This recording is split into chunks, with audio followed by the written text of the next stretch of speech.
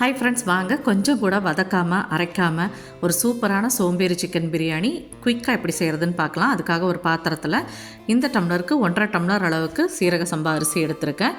அதை நல்லா 2-3 வாட்டி கழுகிட்டு ஊற வச்சுக்கலாம். ஒரு குக்கரில் சின்னதாக 2 துண்டு பட்டை, 2 கிராம்பு, 2 ஏலக்காய், ஒரு பிரிஞ்சி இலை, ஒரு 1.5 பெரிய வெங்காயத்தை நல்லா ஸ்லைஸ் பண்ணி சேர்த்துக்கோங்க. தின்னாக இருக்கணும். அதுக்கப்புறம் 3 பச்சை மிளகாய் இந்த மாதிரி ஸ்லிட் பண்ணி சேர்த்துக்கோங்க. கொஞ்சமாக புதினா, மல்லித்தழை ரெண்டுமே கழுவி தான் சேர்த்துக்கிறேன்.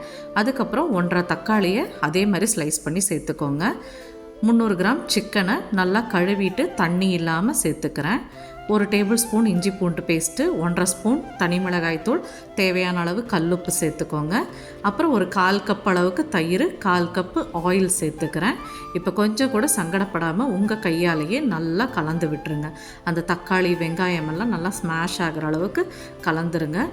நம்ம மீன் குழம்பெல்லாம் வைக்கும்போது எப்படி நம்ம கையால் கரைச்சி கூட்டி தான் வைப்போம், அதே மாதிரி தான் இந்த பிரியாணிக்கு நம்ம வதக்கவெல்லாம் போகிறதில்ல.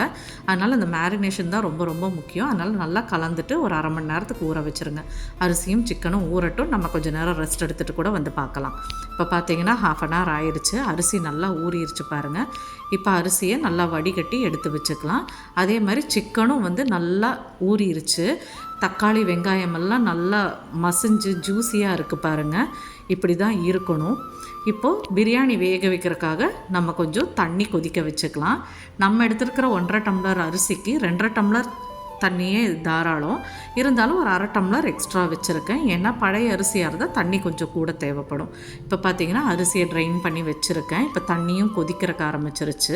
இப்போ இன்னொரு ஸ்டவ்வில் நம்ம மேரினேட் பண்ணி வச்சுருக்கிற சிக்கனை அப்படியே குக்கரோடு எடுத்து வச்சுக்கலாம். இதில் நம்ம ஊற வச்சுருந்த அரிசியை சேர்த்துக்கலாம். அதுக்கப்புறம் 2.5 டம்ளர் தண்ணி தான் இப்போ சேர்த்துருக்கேன். 1/2 டம்ளர் தண்ணி இருக்கட்டும், தேவைப்பட்டுச்சுன்னா நம்ம அப்புறமா சேர்த்துக்கலாம்.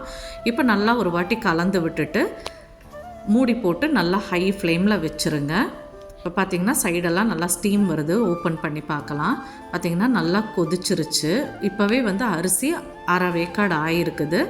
இந்த ஸ்டேஜில் உப்பு செக் பண்ணி பார்த்துக்கோங்க. ஒரு கல் தூக்கலாக இருந்துச்சுன்னா பர்ஃபெக்டாக இருக்கும் டேஸ்ட்டு. எனக்கு கொஞ்சம் பத்தலைங்கிறதால நான் இன்னும் கொஞ்சம் கல் உப்பு சேர்த்துக்கிறேன். இப்போ நான் அந்த 1/2 டம்ளர் தண்ணி சேர்த்துக்கவே இல்லை. இந்த அரிசியும் தண்ணியும் ஒரே லெவலுக்கு வந்துருச்சு. இப்போ லிட்டை க்ளோஸ் பண்ணிவிட்டு மீடியம் ஃப்ளேமில் வச்சுக்கலாம். இப்போ நல்லா ஸ்டீம் வந்ததுக்கப்புறமா நீங்கள் வெயிட் போட்டுக்கோங்க. அதுக்கப்புறம் ஒரே விசில் தான் போதும், ஆஃப் பண்ணிடலாம். இப்போ இறக்கி 10 நிமிஷம் ஆயிடுச்சு. ப்ரெஷரெல்லாம் ரிலீஸ் ஆயிடுச்சு. ஓப்பன் பண்ணி பார்க்கலாம். பாருங்கள், சூப்பரான சோம்பேறி சிக்கன் பிரியாணி ரெடி ஆயிடுச்சு. கொஞ்சம் கூட அடி பிடிக்கலை, ஒட்டலை, உதிரி உதிரியாக நல்லா இருக்குது. நீங்கள் 1/2 மணி நேரம் நின்று வதக்கி செய்கிற அதே பிரியாணியோட டேஸ்ட்டு தான். ஒரு காம்ப்ரமைஸுமே கிடையாது. தைரியமாக beginners, bachelors and self cook பண்ணுற ஸ்டூடெண்ட்ஸ் எல்லாருமே இந்த ரெசிபியை ட்ரை பண்ணி பார்த்துட்டு எப்படி இருந்ததுன்னு கமெண்ட்டில் சொல்லுங்கள். பிடிச்சிருந்ததுன்னா லைக் பட்டனை தட்டி விடுங்க. தேங்க்ஸ் ஃபார் வாட்சிங்.